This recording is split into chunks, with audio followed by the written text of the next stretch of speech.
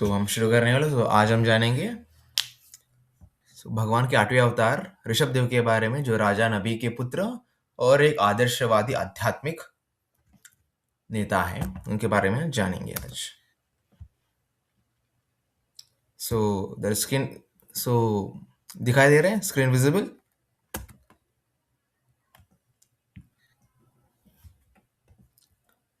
Okay, सो आज श्रीमद् भागवतम का 1.3.13 इस श्लोक के बारे में हम जानेंगे आज। सो श्रीमद् भागवतम का प्रथम स्कंद तृतीय अध्याय त्रयोदशी श्लोक के बारे में जानेंगे। सो पहला स्कंद तीसरा अध्याय और 13वें श्लोक के बारे में आज जानेंगे हम। अष्टमे मेरु दिव्य तू नाभिर्जातुरुक्रमं दर्शनवर्तमं धीरान सर्वश्रमणम् अस्कृतम्। सो अनुवाद है प्रभुपाद जी का। 8वां अवतार राजा नभी और उनकी पत्नी मेरु देवी के पुत्र राजा ऋषभ देव का था। इस अवतार में भगवान ने पूर्णता का मार्ग दिखाया, जिसका अनुसरण वे लोग करते हैं जिन्होंने अपनी इंद्रियों को पूरी तरह से वश में कर लिया है और जो जीवन के सभी स्तरों में सम्मिलित है। सो भगवान ने 8वां अवतार राजा नबी और उनकी पत्नी मेरु देवी के पुत्र के रूप में अष्टम अवतार धारण किया, ऋषभ देव का 8वां अवतार। सो 10 अवतारों में कृष्ण 8वें अवतार है और 24 अवतार में भगवान के 8वें अवतार ऋषभ देव है। और इस अवतार में भगवान ने पूर्णत्व का मार्ग दिखाया है, मतलब अपने इंद्रियों को अपने वश में कैसा करना है, इसका दिव्य ज्ञान भगवान ने मानव समाज को दिया था। सो प्रभुपाद जी का ये तात्पर्य है। सो मानव समाज को जीवन की अवस्थाओं और श्रेणियों के आधार पर स्वाभाविक रूप से 8 भागों में विभाजित किया गया है।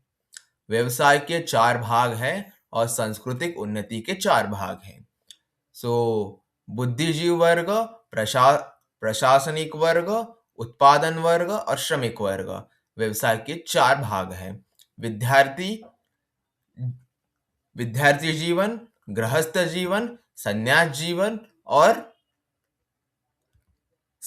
जीवन आध्यात्मिक अनुभूति के मार्ग पर संस्कृतिक उन्नति की 4 अवस्थाएं हैं।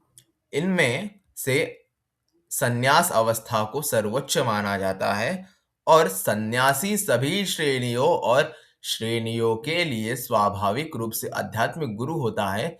संन्यास अवस्था में भी पूर्णता की ओर उत्पन्न के 4 चरण होते हैं। सो यह कहा गया है कि ऋषभ देव मानव समाज को अपने इंद्रियों के वश को कैसे करना है, उसकी विद्या सिखाने के लिए भगवान ने वो अवतार धारण किया।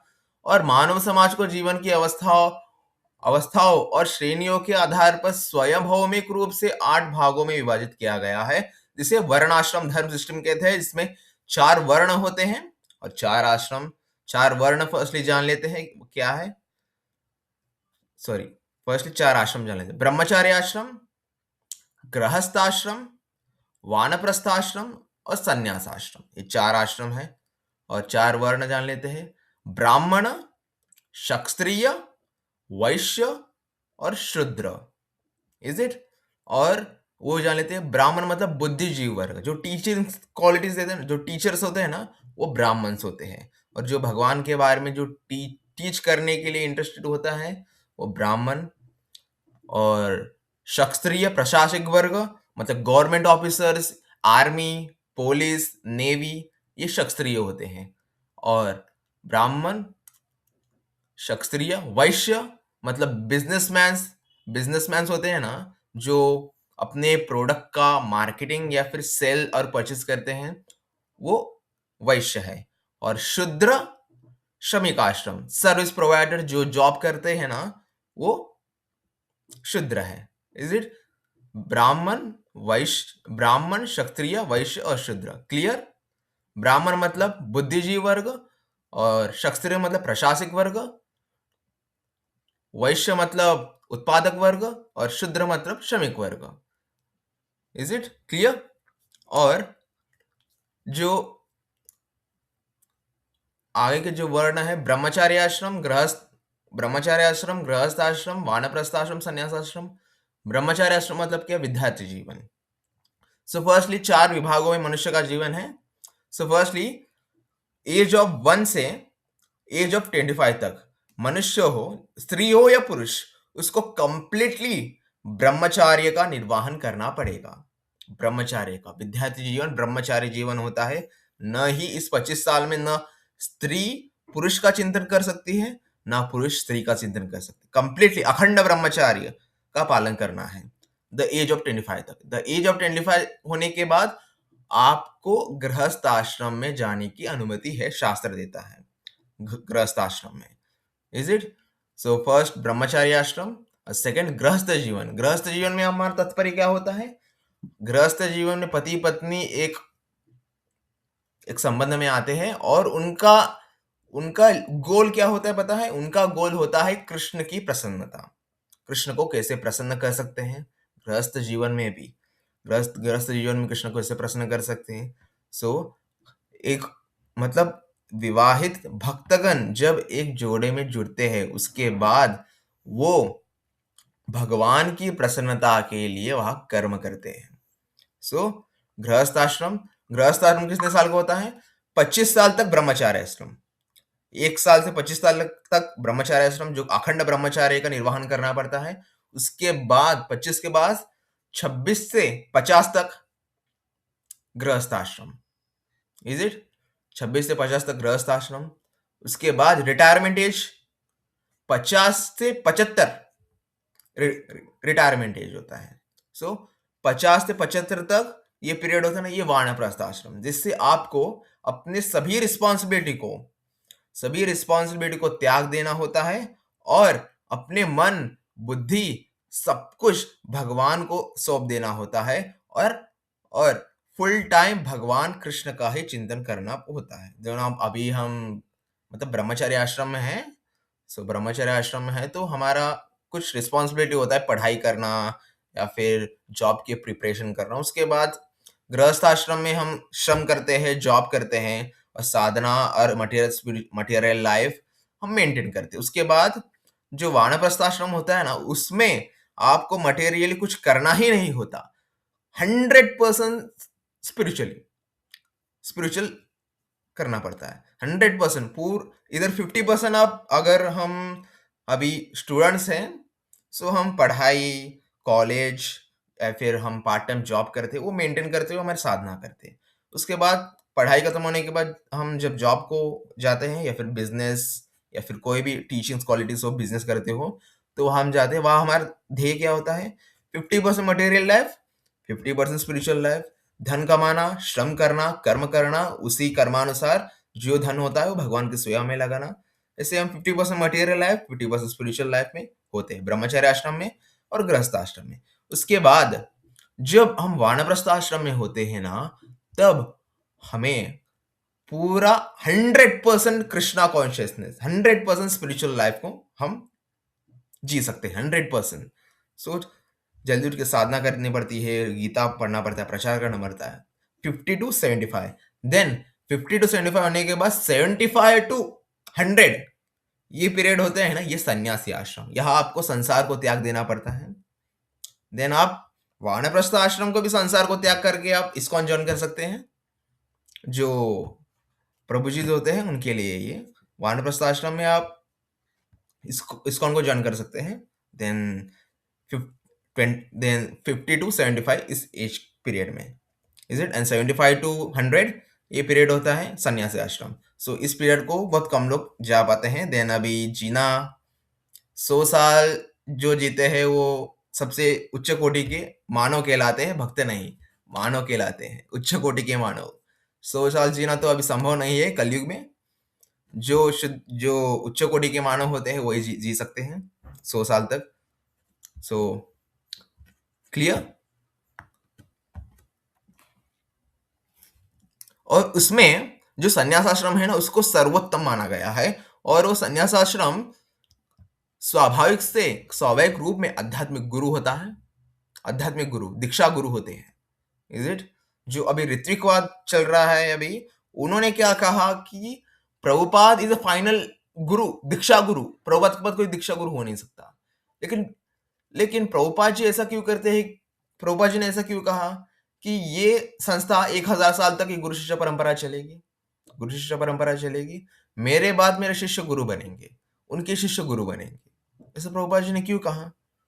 क्योंकि उनका उद्देश्य था कि गुरु शिष्य परंपरा ऐसे चलनी चाहिए। और प्रभुपाद जी ने कहा कि प्रभुपाद जी ने कहा कि जब जो मेरे शिष्य है वो मेरे पुत्र हैं और उनके शिष्य है वो मेरे पोते हैं। Is it? दिस वो मेरे पोते हैं। तो प्रभुपाद जी की इच्छा का हम मान रखते हुए प्रभुपाद जी का उद्देश्य एक ही है कि ये इस्कॉन की संस्था है ना, 1000 साल तक चलती रहे, सॉरी 10,000 साल तक चलती रहे और गुरु शिष्य परंपरा के अनुसार ये आगे बढ़े। संप्रदाय आई है गुरु शिष्य परंपरा से। अगर वो ऋत्विकवाद, मायावाद ने वही संप्रदाय को तोड़ दिया तो क्या मतलब इसका? प्रभुपाद जी ने ऐसा श्रम क्यों किया? क्यों वो रात-रात भर जाकर भागवतम को ट्रांसलेट कर रहे थे? क्यों उन्होंने इतना श्रम किया? क्यों उन्होंने अपने गुरु के आदेश के अनुसार अमेरिका गए? क्यों?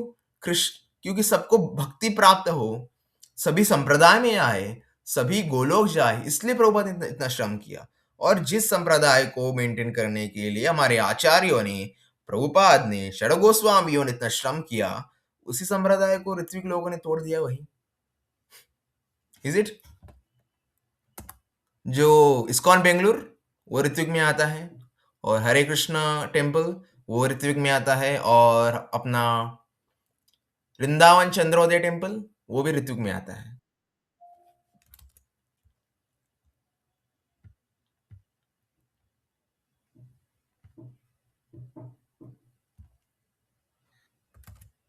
वृंदावन चंद्रोदय टेम्पल वो भी ऋत्विक में आता है। जो यूट्यूब चैनल है हरे कृष्णा संघा वो भी ऋत्विकवाद भी है।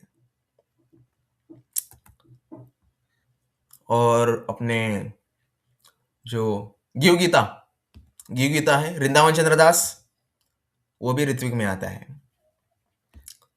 मूर्ख मनुष्य वास्तविक सुख के स्थान पर भौतिक इंद्रियों सुख की खोज करते हैं, परंतु ऐसे मूर्ख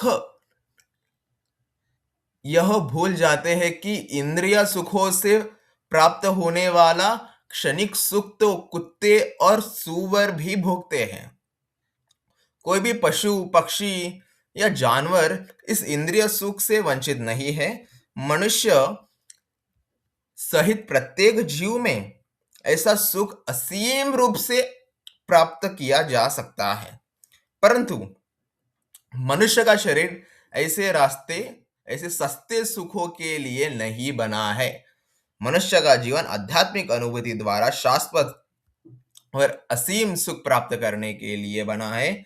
यह आध्यात्मिक अनुभूति तपस्या से प्राप्त होती है, अर्थात स्वेच्छा से तपस्या और भौतिक सुख से विरक्त के मार्ग पर चलने से भौतिक सुख से विरक्त रहने का प्रशिक्षण प्राप्त करने वाले धीर कहलाते हैं, अर्थात इंद्रियों से विचलित न होने वाले पुरुष। जो मूर्ख लोग होते हैं ना, मायावत जो मूर्ख लोग जो भौतिकवादी होते हैं ना, वो क्या कहते हैं? एक ही जन्म है, इसी जन्म में सब कुछ करेंगे, सिगरेट पिएंगे और इंटॉक्सिकेशन करेंगे, नॉनवेज खाएंगे, पार्टियों में जाएंगे, क्लबिंग करेंगे, कुछ सब कुछ करेंगे, एक ही जन्म है, फिर से जन्म नहीं मिलेगा। भगवान ने ये सब कुछ करने के लिए कुत्ते बिल्लियों को भी उन्होंने दिया था। हम कुत्ता बिल्ली भेड़ बकरी बनते हुए वहां हमने सब कुछ किया और इस जन्म में आए और इस जन्म में वो कर नहीं सकते। ये प्रभुपाद जी तात्पर्य में लिखते हैं ये सब कुछ सस्ते सुख है, ये तो कुत्ते बिल्ली भी करते हैं। और कुत्ते बिल्ली में क्या, हमें क्या डिफरेंस होता है? वो भी हम करेंगे तो हम भी अगर मीट ईटिंग करेंगे तो उनमें और हमें क्या डिफरेंस है? हम भी सेल्फ रियलाइजेशन करेंगे, हम इंद्रियों को भोगेंगे, तो उनमें और हमें क्या डिफरेंस है? Is it? हम इन सस्ते सुखों के लिए मनुष्य जीवन नहीं है। इन सुखों से बढ़कर जो सबसे उच्चतम सुख है, आध्यात्मिक सुख, भगवान कृष्ण की भक्ति, उनको हम प्रसन्न करने के लिए मनुष्य देह है। सो जो लोग अभी आप हमको छोड़ के जो भौतिकवादी होते हैं ना, वो कितना भी पुण्य कर्म कर ले, कितना भी दान धर्म कर ले, अगर उन्होंने भगवान की भक्ति नहीं की, कृष्ण का नाम नहीं जपा, तो उनको नरक ही प्राप्त हुआ, कितना भी उन्होंने पुण्य किया हो। अगर पुण्य के अनुसार उनको स्वर्ग में एंट्री मिलेगी, उसके बाद स्वर्ग से डायरेक्ट नरक को ट्रांसफर हो जाएगा उनका। क्योंकि क्योंकि ऐसा क्यों होता है पता है? कि यमराज प्रश्न उठाते हैं कि मैं प्रश्न उठाते, भगवान ने तुम्हें मनुष्य देह दिया, क्यों तुमने उनकी भक्ति नहीं की? और और उस और उससे भी ज्यादा भगवान के भक्त तुम्हारे कुल में प्रकट हुए, फिर भी तुमने भक्ति नहीं की। इसके अनुसार उनको नरक में दंड प्राप्त होगा। लेकिन जो पापियों को दंड प्राप्त होता है ना, वो दंड उनको प्राप्त नहीं होगा। जो कुम्भीपाकम नरक है, अंधरिदोकम नरक है, जो तलाया जाता है, वो उनको प्राप्त नहीं होता। उनको क्या होता है कि अगर उसने भक्ति नहीं की, उनको जो एक तेल होता है, उस तेल गरम गरम गरम तेल पर अग्नि चढ़ाई जाती है, उस अग्नि के ऊपर आपको 1000 बार चलना पड़ता है, 1000 बार। और गरम-गरम तेल में आपको हाथ रखने पड़ते हैं। अगर जो कोई भौतिकवादी भक्ति नहीं करेगा, उसको नरक ही प्राप्त होगा। देन उसके बाद अगर उसने मृत्यु के समय जिसका भी स्मरण किया, उसके अनुसार उसको उसी देह में भेजा जाएगा। अगर मृत्यु के समय उसने कुत्ते, बिल्ली, भेड़, बकरी का किसी भी जीव का स्मरण किया, उसको उस देह उसको ऐसा प्राप्त होगा। अगर मृत्यु के समय उसने माता-पिता का स्मरण किया, तो उनको मनुष्य देह प्राप्त होगा। अगर उसने भगवान का स्मरण किया, तो उनको नर्क नर्क तो भूल जाओ, स्वर्ग तो भूल जाओ, डायरेक्ट वैकुंठ। जो भगवान का स्मरण जो भौतिकवादी कर ही नहीं सकते, क्योंकि वो कभी भगवान का चिंतन ही नहीं करते, तो अंतकाल में भगवान के उनको खास स्मरण आएंगे अंतकाल में। सो प्रभुपाद कहते हैं कि सबसे कठिन परिस्थिति, सबसे कठिन एग्जाम है कि अंतकाल में भगवान को स्मरण करना। इसलिए अगर आपको अंतकाल में भगवान को स्मरण करना है, अंतकाल में भगवान आपको स्मरण में आए, तो क्या करना है पता है? उठते, बैठते, सोते, खाते, पीते कृष्ण को स्मरण करना है। चलते चलते आप अकेले चल रहे हो, हरे कृष्ण कृष्ण कृष्ण हरे हरे राम राम राम हरे हरे महामंत्र जपते जपते चलिए। आपके हाथ में माला नहीं है ना, काउंटर नहीं है, मुख से हरि का नाम लीजिए। बैठ रहे हो, खा रहे हो, मन में कृष्ण को स्मरण कीजिए। अगर आपको पैर में लगा हो, कृष्ण को स्मरण कीजिए। अगर बैठे हो, कृष्ण को स्मरण, काम कर रहे हो, कृष्ण को स्मरण कीजिए। सोते समय भी कृष्ण को स्मरण कीजिए। जैसे जितना जितना आप कृष्ण को स्मरण करोगे, 100% कृष्ण आपको अंतकाल में स्मरण रहेंगे। अगर स्मरण इतना करने के बाद भी स्मरण में नहीं हुआ, तो तब भक्तों का क्या होगा? कृष्ण कहते हैं अंतकाले च मामेव स्मरण नित्य काले वरम। जो अंतकाल में मेरा स्मरण करता है, वो मेरे सनातन धाम वैकुंठ गोलोक वृंदावन में आता है। सो भगवान कहते हैं कि अगर उसने मेरी भक्ति की, मेरी सेवा की, जन्म पूरे पूरे मानव जीवन में मुझे स्मरण किया, तो डरने की कोई बात नहीं है। मैं स्वयं आऊंगा, हाथ पकड़ूंगा, हाथ नहीं, हाथ पकड़ के गरुड़ पर बैठा के गोलोक ले जाऊंगा। ऐसा भगवान कहते हैं। अंत काले च मामेव स्मरण नित्य काले वरम। Is it? सो जो अभी लोग कर रहे हैं सेल्फ एंजॉयमेंट, अगर तुमसे पूछोगे, एक दिन प्रभुपाद जी से पूछा कि प्रभुपाद, इस आन-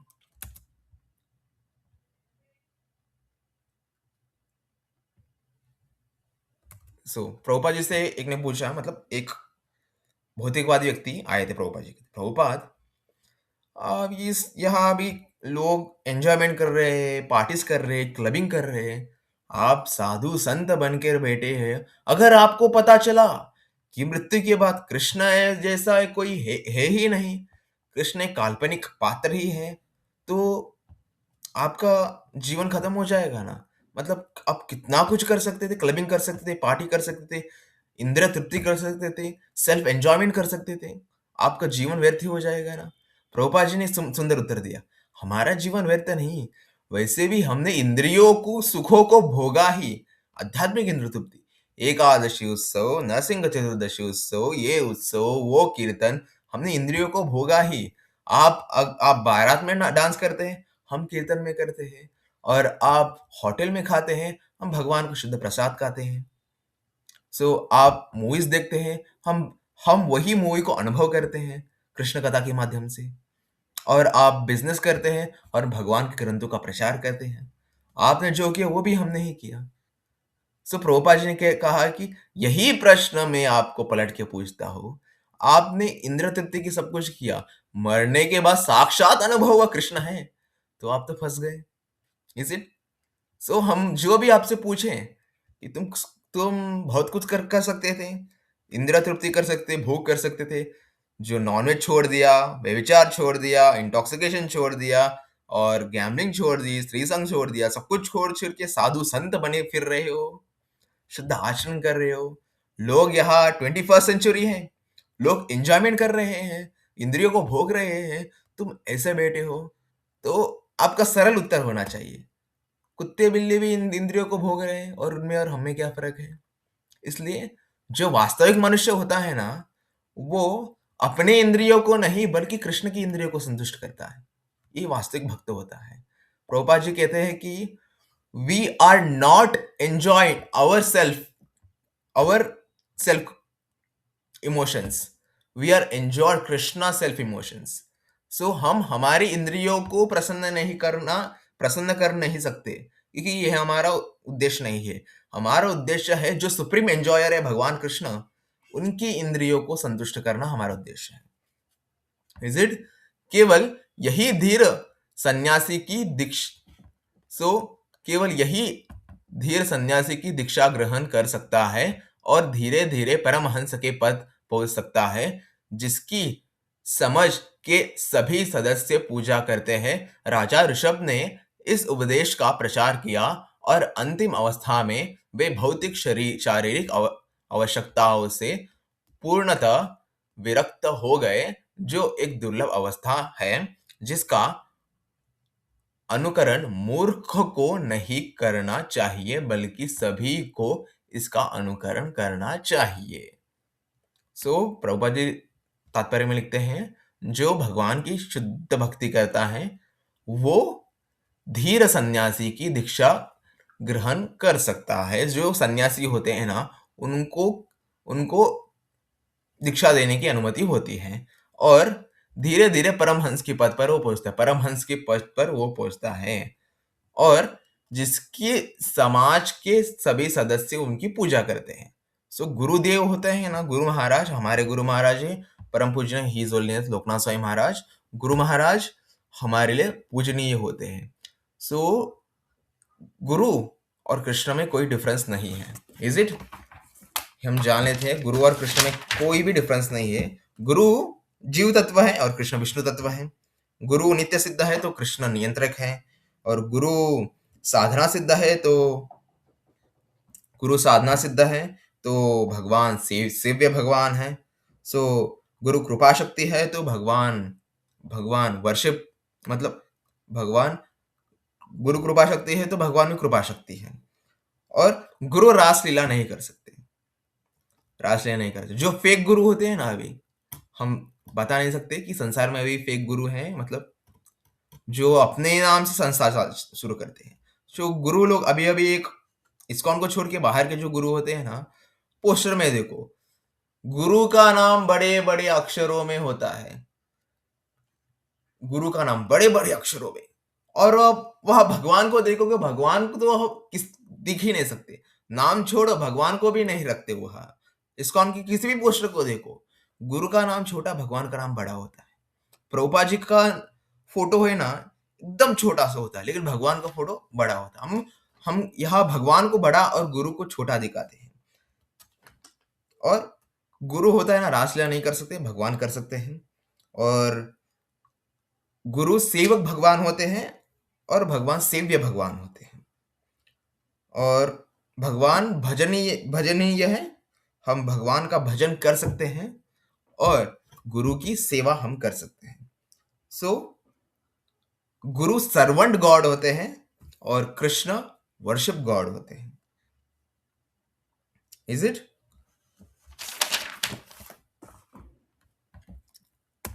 जो मैंने सब कुछ बताया ना, सब कुछ मैंने अमोघ लीला प्रभु के जो एक लेक्चर है,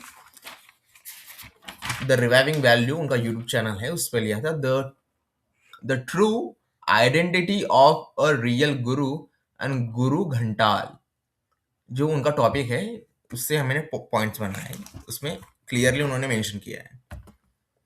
सो राजा नाभि और मेरू देवी के पुत्र महाराज ऋषभ भगवान के अवतार थे और उन्होंने अपने पुत्रों को तपस्या द्वारा पूर्णता के मार्ग का अनुसरण करने का निर्देश दिया, जो व्यक्ति के अस्तित्व को पवित्र करता है और उससे शाश्वत तथा निरंतर बढ़ाने वाले आध्यात्मिक सुख और सुख की अवस्था प्राप्त करने में सक्षम बनाता है। राजा ऋषभ ने इस मिशन का प्रचार किया और अंतिम अवस्था में वे भौतिक शरीर आवश्यकताओं से पूर्णतया विमुख हो गए, जो एक दुर्लभ अवस्था है जिसका अनुकरण मूर्ख लोग नहीं कर सकते, अपितु सभी लोग इसका पूजनीय है।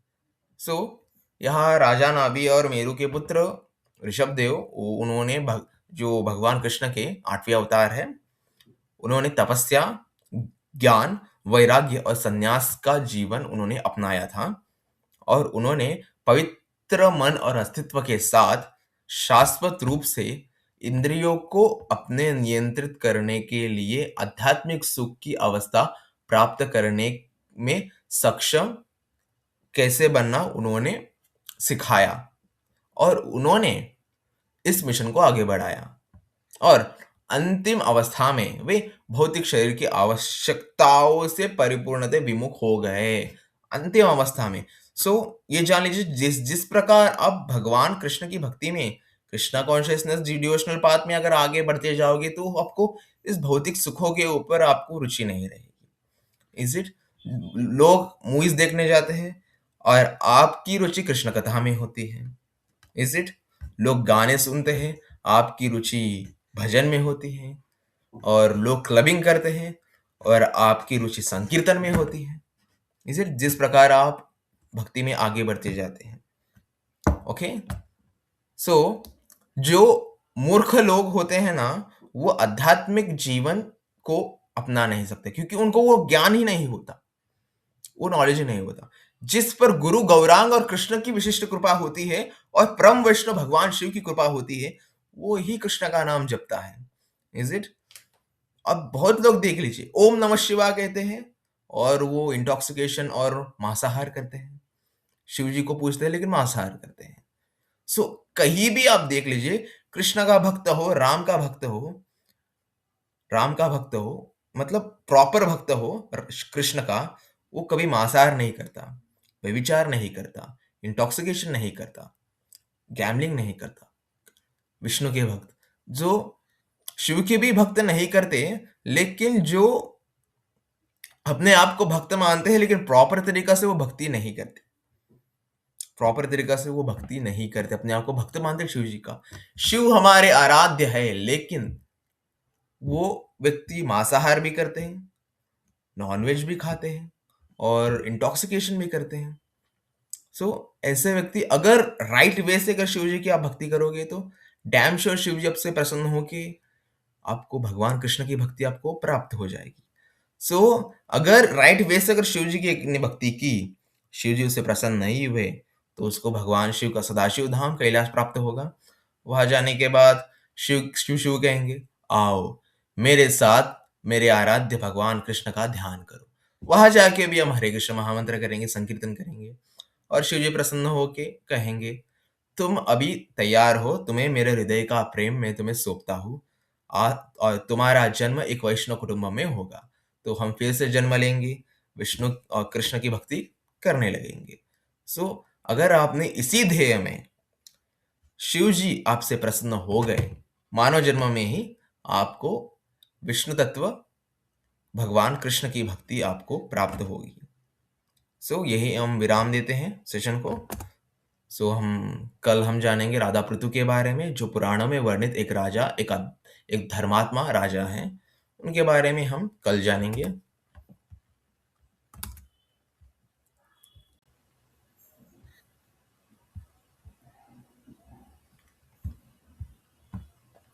हरे कृष्णा।